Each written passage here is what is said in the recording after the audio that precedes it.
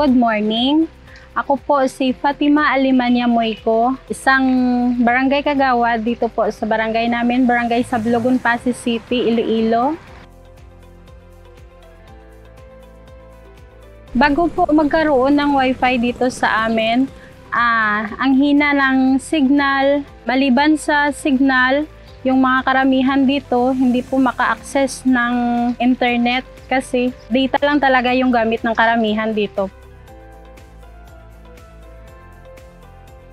Inaasahan ko po na sana marami pang mga lugar na matulungan na itutulong dito, yung maihatid yung mga balita, yung maitutulong yung mga estudyante na ma-access yung kanilang kailangan sa lahat-lahat sa school. Tapos yung mga pamilya na gusto nila makontak yung family nila abroad.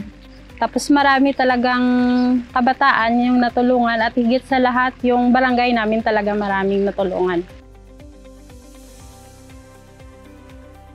Makakatulong ito sa pamayanan at pamamagitan ng mas mapadali ang koneksyon sa bawat isa dito sa amin.